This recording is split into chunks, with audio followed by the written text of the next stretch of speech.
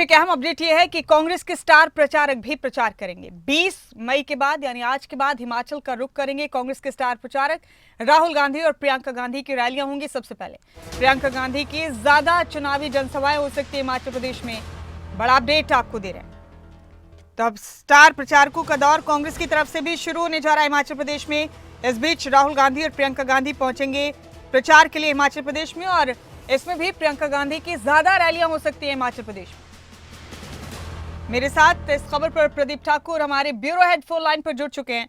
Pradeep, BJP का धुआंधार प्रचार जारी है हिमाचल प्रदेश में। स्टार प्रचारकों के यहां पहुंचने का सिलसिला शुरू हो चुका है।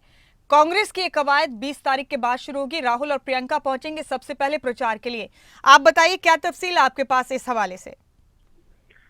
बिल्कुल, देखिए, जो कांग्रेस पार्टी के स्टार प्रचारक हैं और उसमें 40 के करीब सूची है उस स्टार प्रचारकों में, और जो मुख्य तौर पर प्रचार करने यहाँ आएंगे उसमें राहुल गांधी और उनके साथ साथ प्रियंका गांधी ये प्रचार करेंगी। और जैसे ही रायबरेली अमेठी से वहाँ पर चुनाव प्रचार करने के बाद वहाँ से फ्री होकर हिमाचल का रुख किया जाएगा। और अभी तक जो जानकारी है उसमें 1-2 दिन में इनका पूरा शेड्यूल जारी होना है। और जो कांग्रेस पार्टी के प्रदेश उपाध्यक्ष हैं नरेश चौहान, उनकी तरफ से ये जानकारी दी गई है।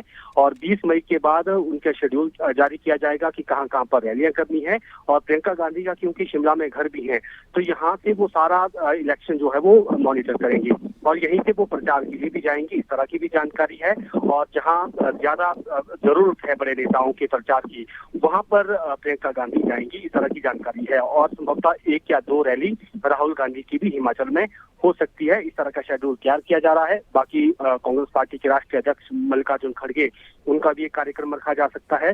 और बाकी जो बड़े नेता है कांग्रेस पार्टी के, चाहे वो भूपेंद्र सिंह हुड्डा है, पूर्व मुख्यमंत्री, छत्तीसगढ़ के पूर्व मुख्यमंत्री भूपेश बघेल हैं, वो भी यहाँ पर प्रचार करने आ सकते हैं। इस तरह का भी शेड्यूल तैयार किया जा रहा है। और युवा नेता जो हैं सचिन पायलट की अगर बात करें, वो भी प्रचार करने के लिए यहाँ पर आ सकते हैं। तो कुल मिलाकर शेड्यूल जो है 1-2 दिन में फाइनल किया जाएगा कांग्रेस पार्टी की तरफ से। और इसके साथ साथ अगर बीजेपी की बात करें तो प्रधानमंत्री की रैलियां तय हो चुकी हैं, अब बैठकों का दौर चला हुआ है, उनकी रैलियों को सफल बनाया जाना है। एक रैली वो नाहन में करेंगे, एक रैली वो मंडी के पड्डल में करेंगे, और इनको लेकर आजकल बैठकें चल रही हैं। आज नाहन में भी बैठक हुई भाजपा प्रदेश अध्यक्ष डॉक्टर राजीव बिंदल की अध्यक्षता में, और वहां पर पूरा प्रारूप तैयार किया गया है कि उनकी जो रैली होगी किस तरह की रैली की जानी है, और 50,000 के करीब जो है लोगों को वहां पर जुटाना है। इस तरह का भी एक लक्ष्य रखा गया है बीजेपी की तरफ से। तो कुल मिलाकर ये कह सकते हैं कि अब कांग्रेस की तरफ से भी और बीजेपी की तरफ से भी बड़े नेताओं का प्रचार अब शुरू होने वाला है। और अब ये देखना ये होगा कि जब बड़े नेता आएंगे तो कितना दमखम वो यहाँ पर दिखाएंगे, जो वोटर्स हैं, लोग हैं, उनको कितना आकर्षित कर पाएंगे। जी, तो प्रधानमंत्री की रैलियों का भी इंतजार है प्रदीप, और इस बीच स्टार प्रचारकों के मैदान में कूदते ही बीजेपी और कांग्रेस के बीच खासतौर से चुनावी जंग तेज हो जाएगी। प्रदीप, माहौल क्या है अभी चुनाव का तमाम सीटों पर? बिल्कुल, देखिए, 4 लोकसभा सीटें हैं और 6 विधानसभा के उपचुनाव हैं, तो इस पर प्रचार लगातार चला हुआ है। और जो प्रदेश का नेतृत्व है उसने फिलहाल मोर्चा संभाला हुआ है। सरकार की तरफ से बात करें तो मुख्यमंत्री लगातार दौरे कर रहे हैं। आज भी वो चंबा जिले के दौरे पर हैं। उप मुख्यमंत्री मुकेश अग्निहोत्री भी दौरे कर रहे हैं लगातार, और आज वो सिराज विधानसभा क्षेत्र में है, जो नेता प्रतिपक्ष जयराम ठाकुर का गृह हल्का है। इसी तरह से नेता प्रतिपक्ष जयराम ठाकुर आज लाहौल स्पीति के काजा गए हैं, वहां पर चुनाव प्रचार के लिए।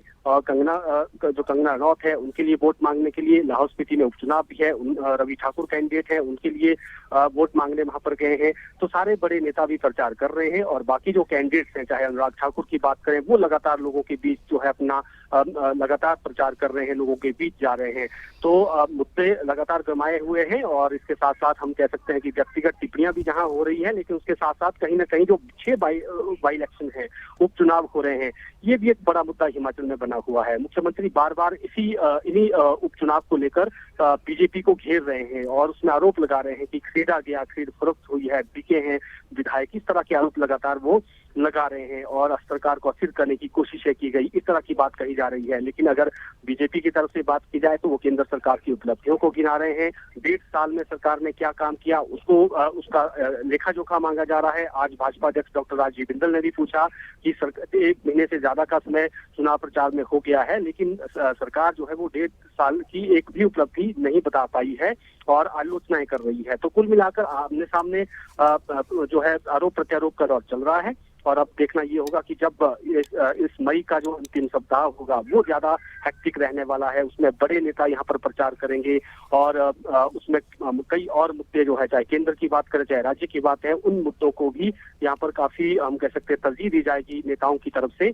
और फिर देखना ये होगा कि 1 जून को जब वोटिंग होगी तो उस दिन किस तरह का माहौल रहेगा। जी, बेहद शुक्रिया प्रदीप आपका इस जानकारी के लिए, इस चर्चा के लिए बहुत शुक्रिया।